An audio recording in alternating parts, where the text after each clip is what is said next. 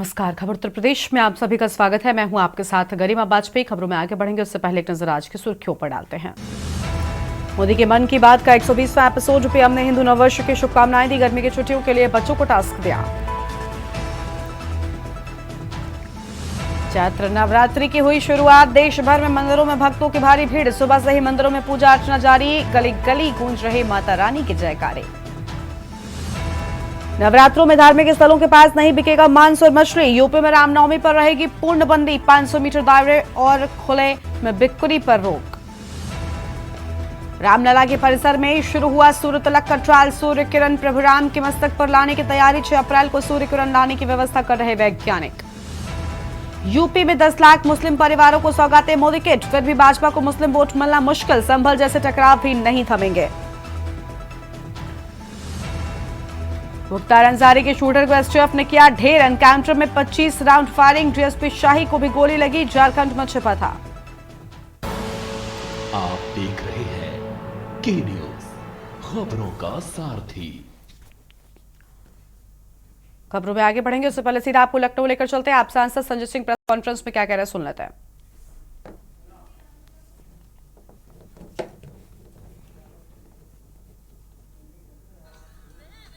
जाते हैं वहाँ मंदिर के आसपास मीट की दुकानें नवरात्र में ना खोली जाएं, लेकिन दारू की भी दुकानें बंद होनी चाहिए। कहाँ लिखा हुआ है उत्तर प्रदेश के अंदर शराब बिकेगी? इसलिए नवरात्रे में दोहरा कदम योगी आदित्यनाथ जी उठाएं। मैं उनका स्वागत करूंगा। पूरे प्रदेश में 9 दिन शराब की दुकानें बंद करा दीजिए। एक के बदले एक बोतल फ्री आप बांट रहे हो। 9 दिन तक शराब की दुकानें उत्तर प्रदेश में बंद कराइए और केएफसी भी बंद कराइए। मैकडोनल्ड, ये जो मैकडी की जो बड़ी बड़ी दुकानें, इसको भी बंद कराइए। बीजेपी वालों के भी रेस्टोरेंट बंद कराइए। मीट मछली मुर्गा बंद कराइए और शराब की दुकानें भी बंद कराइए। तो इसलिए आपका सही पता, आपकी भावना का सही पता तभी चलेगा, क्योंकि भारत को बीफ एक्सपोर्ट में मोदी जी की सरकार ने दुनिया में आगे बढ़ाने का काम किया है। भारत आज दुनिया में बीफ एक्सपोर्टर्स की सूची में अग्रिम सूची के अंदर शामिल है, अग्रिम नंबरों के अंदर शामिल है। और यहां आप बड़ी बड़ी बातें करते हैं, नंबर 1। दूसरी बात, कल उत्तर प्रदेश के 70 जिलों में आम आदमी पार्टी का प्रदर्शन हुआ। डबल इंजन की सरकार में डबल दारू के खिलाफ, डबल इंजन की सरकार में एक के बदले एक बोतल फ्री दारू के खिलाफ, और आगे भी हम लोग इस अभियान को चलाएंगे। दूसरा, देश के प्रधानमंत्री आज आरएसएस के मुख्यालय नागपुर गए। 100 साल पूरे हो गए आरएसएस के, और जब आरएसएस के 100 साल पूरे हुए हैं, ऐसे में कुछ सवाल तो आरएसएस के लोगों से बनते हैं, कुछ सवाल तो भारतीय जनता पार्टी से बनते हैं, कुछ सवाल तो बीजेपी के नेताओं से बनते हैं। और मेरा पहला सवाल यह है कि 100 साल हो गई आरएसएस को, आरएसएस का एक भी प्रमुख दलित, पिछड़ा, आदिवासी या महिला अब तक क्यों नहीं बना? एक भी प्रमुख आरएसएस का दलित, पिछड़ा, आदिवासी या महिला क्यों नहीं बना अब तक? इसका जवाब आरएसएस को देना चाहिए। 52 साल तक भारत की आन बान और शान, हमारा तिरंगा झंडा आरएसएस के मुख्यालय पर क्यों नहीं फहराया गया? आज 100 साल पूरा होने पे इसका जवाब आरएसएस को और बीजेपी को देना चाहिए। जवाब देना चाहिए आरएसएस और बीजेपी को कि जनसंघ के पहले राष्ट्रीय अध्यक्ष श्यामा प्रसाद मुखर्जी जी, जो फजलुल हक की गवर्नमेंट में फाइनेंस मिनिस्टर थे, उनको जवाब देना चाहिए कि उन्होंने अंग्रेज गवर्नर को चिट्ठी क्यों लिखी थी और उस चिट्ठी में लिखा था भारत छोड़ो आंदोलन को, आजादी के आंदोलन को कुचल देना चाहिए। आरएसएस और बीजेपी के लोगों को श्यामा प्रसाद मुखर्जी की इस चिट्ठी के बारे में जवाब देना चाहिए। आरएसएस और बीजेपी को बताना चाहिए कि जिन्ना की मुस्लिम लीग, जिसने भारत के 2 टुकड़े किए, जिसने हिंदुस्तान पाकिस्तान बनाया, उस जिन्ना के साथ 3 राज्यों में आरएसएस और बीजेपी के पुरखों की सरकार क्यों थी? फजलुल हक की सरकार में फाइनेंस मिनिस्टर थे, फजलुल हक की सरकार में फाइनेंस मिनिस्टर थे श्यामा प्रसाद मुखर्जी। कौन था फजलुल हक? पाकिस्तान बनने के बाद पाकिस्तान का गृह मंत्री था फजलुल हक, उसके साथ श्यामा प्रसाद मुखर्जी थे।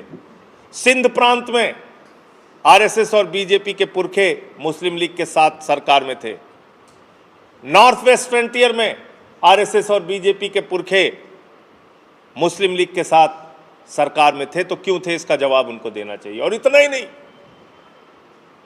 जब नेताजी सुभाष चंद्र बोस ने आजाद हिंद फौज का गठन किया और अंग्रेजों से लड़ने के लिए उनकी सेना हिंदुस्तान में जब आई, तो उन नेताजी सुभाष चंद्र बोस के आजाद हिंद फौज के खिलाफ लड़ाई लड़ने के लिए ब्रिटिश सेना में भर्ती करने का आह्वान आरएसएस और बीजेपी के पुरखों ने किया था। इसका जवाब आरएसएस और बीजेपी के लोगों को देना चाहिए। आपने हमारे क्रांतिकारियों के खिलाफ, हमारे महापुरुषों के खिलाफ मुखबिरी करके अंग्रेजों का साथ क्यों दिया? आज 100 साल पूरे होने पे इस बात का जवाब आरएसएस को और बीजेपी को देना चाहिए। प्रधानमंत्री जी को 11 साल तक आरएसएस की याद नहीं आई। जेपी नड्डा जी ने कहा अब हमें आरएसएस की जरूरत नहीं है, बीजेपी का संगठन बहुत मजबूत हो गया है। लेकिन आज 11 साल के बाद उसी नरेंद्र मोदी को आरएसएस के मुख्यालय पे जाना पड़ रहा है।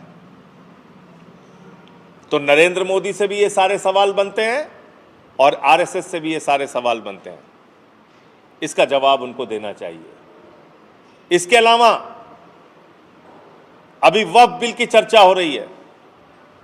बीजेपी ने कहा हम वक्फ बिल लेके आएंगे। मैं आप लोगों के सामने कहना चाहता हूं, मैं जेपीसी का मेंबर था वक्फ बिल में। मैं आपके सामने कहना चाहता हूं, अगर बीजेपी वक्फ बिल लाएगी तो वो मोदी जी की सरकार गिर जाएगी। अगर बीजेपी वक्फ बिल लेके आएगी तो मोदी सरकार गिर जाएगी, क्योंकि चंद्रबाबू नायडू ने, नीतीश कुमार ने, चिराग पासवान ने, जयंत चौधरी जी ने, सब ने मिलके अल्टीमेटम दे दिया है।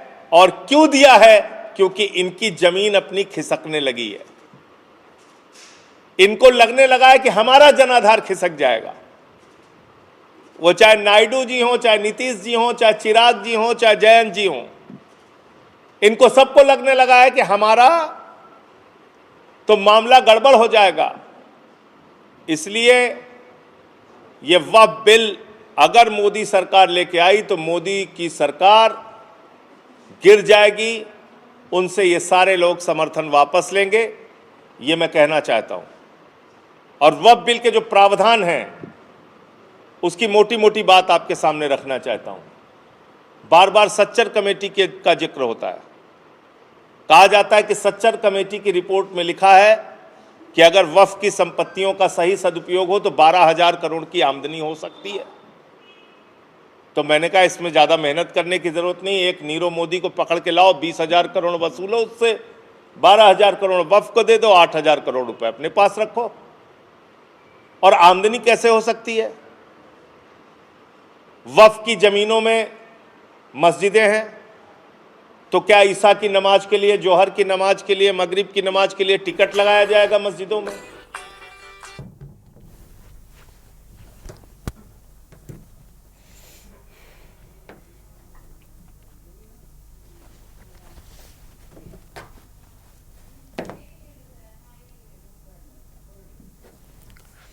अब सांसद संजय सिंह को आप सुन रहे थे, जिनकी ओर से प्रेस कॉन्फ्रेंस में अहम बातें कही गई हैं। बीजेपी पर कई बड़े सवाल भी उठाए गए हैं। अब आगे बढ़ते हैं खबरों की ओर। बुलंदशहर से खबर है, जहां चैत्र नवरात्रि का आज पहला दिन है। मां शैलपुत्री की आज पूजा अर्चना की जा रही है। माता के दरबार में उमड़ी भक्तों की भारी भीड़। अहम जानकारी आपको हम बता रहे हैं।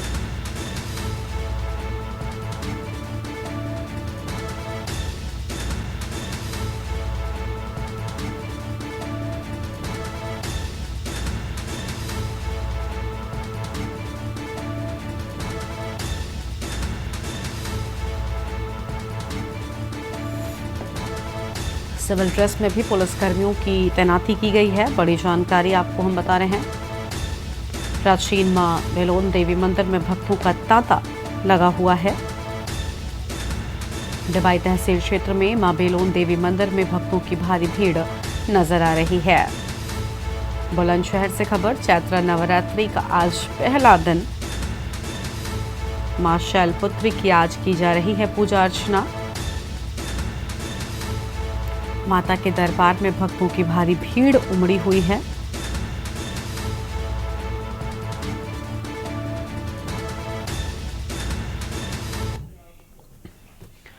रुकते हैं एक छोटे से ब्रेक के लिए, जल्द लौटेंगे। आप देख रहे हैं के न्यूज, खबरों का सारथी। ब्रेक के बाद आप सभी का स्वागत है।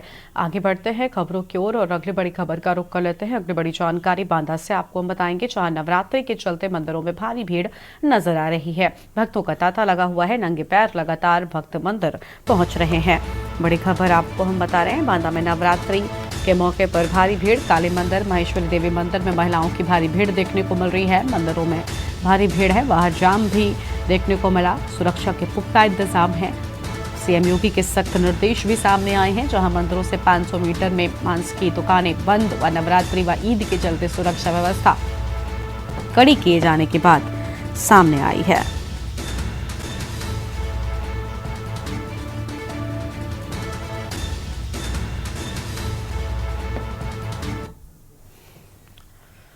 आगे बढ़ते हैं खबरों की ओर। अगली खबर है, जहां पर कासगंज में चैत्र नवरात्रि के पहले दिन प्राचीन मां चामुंडा देवी मंदिर पर हजारों भक्तों की भीड़ उमड़ी। भक्तों ने मंदिर में पहुंचकर मां चामुंडा पर जल चढ़ाकर पूजा अर्चना की। ये मंदिर कासगंज शहर में सोरोगेट पर स्थित है। करीब 124 वर्ष पुराना है।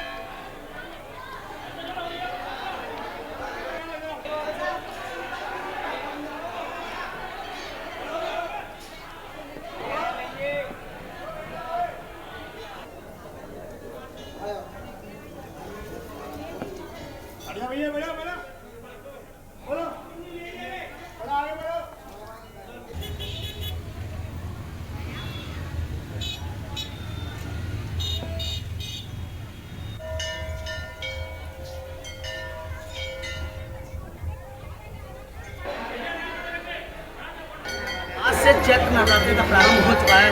मैं इस समय खड़ा हूँ कासगंज के प्राचीन नवाब तरोरा चामुंडा मंदिर पर। मेरे पीछे आप देख सकते हैं हजारों की संख्या में श्रद्धालु 9 दुर्गाओं में दर्शन करने आते हैं और अपनी मनोकामना मांगते हैं। आपको बता दें यह मंदिर कम से कम 124 साल पुराना है, जिसके चलते यहाँ पर कासगंज ही नहीं आसपास क्षेत्रों से भी श्रद्धालु चामुंडा मंदिर पर 9 दुर्गाओं में दर्शन करने आते हैं, साथ ही अपनी मनोकामना मांगते हैं। यह मान्यता है कि यहाँ पर जो भी श्रद्धालु 9 दुर्गाओं में अपनी मान्यता भगवान के माता के सामने रखता है, उसकी मनोकामना हमेशा पूर्ण होती है। इसके साथ ही जिला प्रशासन ने यहाँ पर पुलिस प्रशासन पूरी तरह से तैनात किया गया है। कासगंज से के न्यूज़ इंडिया के लिए प्रशांत सोनी। चैत्र नवरात्र के पहले दिन शिवालिक पहाड़ियों के बीच स्थित 51 सिद्धपीठ में से एक सिद्धपीठ मां शाकंभरी देवी मंदिर में सुबह से ही श्रद्धालुओं की भारी भीड़ उमड़ रही है। इस दौरान समूचा मंदिर क्षेत्र लगातार मां के जयकारों से गूंज रहा है। हजारों श्रद्धालुओं ने मां के दरबार में शीश नवाया है और मां का भोग लगाकर मन्नतें मांगी हैं। हमेशा नवरात्र के दिनों में यहाँ जिला मुख्यालय से करीब 50 किलोमीटर दूर स्थित सिद्धपीठ में लाखों देवी भक्त दर्शन पूजन को पहुंचते हैं। इस बार भी नवरात्र शुरू होने की पूर्व संध्या से ही देवी भक्तों ने यहां पहुंचना शुरू कर दिया।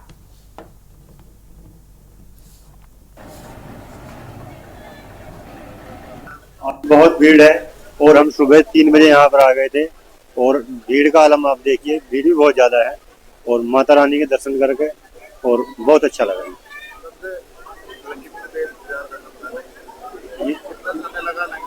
लाइन में लगभग 1-1.5 घंटा के आसपास लगा जी, लगभग 1.5 घंटा के आसपास लाइन में लगा।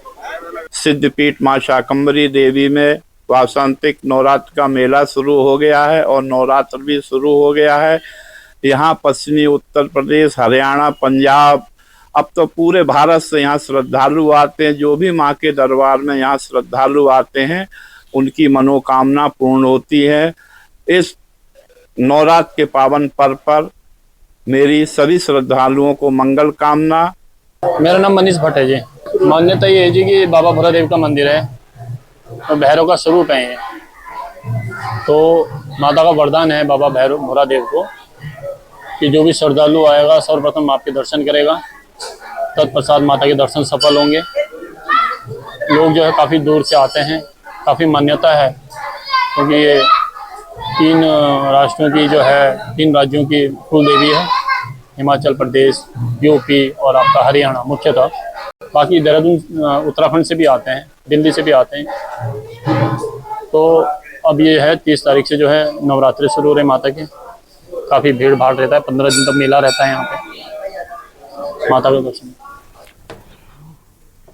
अयोध्या से खबर है जहां पर नव संवत्सर 2082 चैत्र शुक्ल प्रतिपदा के सुअवसर पर रामनगरी अयोध्या में उदयमान सूर्य को अर्घ्य देकर नववर्ष का स्वागत किया गया। इस दिन नवरात्रि के पहले दिन देवी मंदिरों में भक्तों का आस्था का सैलाब उमड़ा। बड़ी संख्या में श्रद्धालु भगवान श्री राम की कुलदेवी बड़ी देवी काली और माता सीता की कुलदेवी छोटी देव काली मंदिर में दर्शन पूजन के लिए पहुंचे। सुबह से ही माता के दरबार में भक्तों की भारी भीड़ देखी गई।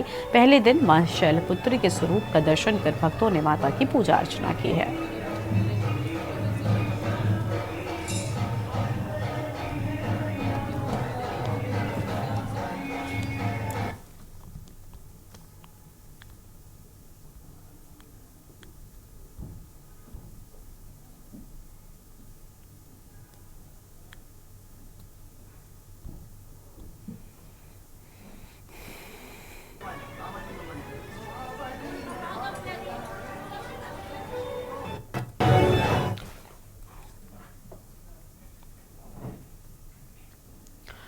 रामलला के परिसर में सूर्य तिलक का ट्रायल शुरू हुआ। भारत के वैज्ञानिक 6 अप्रैल को सूर्य की किरणों से भगवान राम के मस्तक पर तिलक लगाने की विशेष व्यवस्था कर रहे हैं।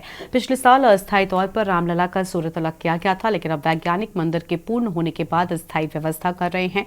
रामनवमी के अवसर पर भगवान सूर्य रामलला के मस्तक पर तिलक करेंगे। वैज्ञानिकों ने इसका 1 मिनट का ट्रायल किया, जबकि 4 मिनट तक सूर्य तिलक रामनवमी पर भगवान राम के मस्तक पर किया जाएगा।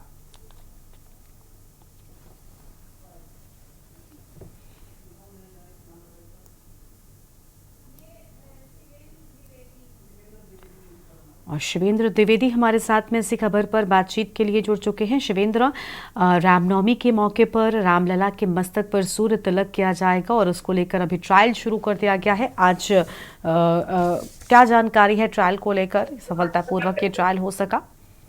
जी गरिमा, मैं आपको बता दूं कि ये ट्रायल सफल रहा है और सफलतापूर्वक इसका ट्रायल किया गया, क्योंकि रामनवमी को लेकर अयोध्या में काफी खासी अच्छी तैयारियां की जा रही हैं राम मंदिर ट्रस्ट के द्वारा भी, और श्रद्धालुओं में भी, आने वाले श्रद्धालुओं में भी काफी उत्साह देखा जा रहा है। मैं आपको पीछे दिखाऊं तो ये मुख्य द्वार है राम जन्मभूमि का, जो कि जहां से श्रद्धालु राम अपने आराध्य श्री राम लला का दर्शन करने के लिए प्रवेश करते हैं, और इसी द्वार के माध्यम से उसको भी देखिए किस तरीके से सजाया गया है, किस तरीके से उसको फूलों से एक कला आकृति दी गई है। इसके बाद यहीं से तमाम श्रद्धालु राम मंदिर के दर्शन के लिए अंदर जाते हैं और अंदर जाने के बाद अपने आराध्य के दर्शन करते हैं। और इतनी सारी तमाम तैयारियों को लेकर इसके साथ 6 दिन पहले से ही तमाम चीजों के अनुष्ठान प्रक्रियाएं शुरू हो चुकी हैं, और अनुष्ठानात्मक प्रक्रियाओं के चलते मंदिर परिसर में ही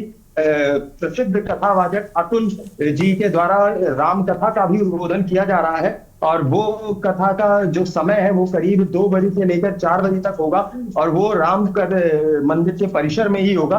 तो इसी तरीके की तमाम तैयारियां जो यहाँ पर की जा रही हैं, जिससे कि रामनवमी जो 6 अप्रैल को होने वाले, उसमें भगवान का भव्य अवतरण किया जा सके। उसी के दौरान यहाँ पर जो वैज्ञानिक थे वो आए थे, और उन्होंने क्योंकि इससे पहले जो पिछले वर्ष सूर्य तिलक हुआ था, तो उस समय केवल एक ही मंजिला का निर्माण हो पाया था। इस बार दूसरे तल का भी निर्माण हो गया है।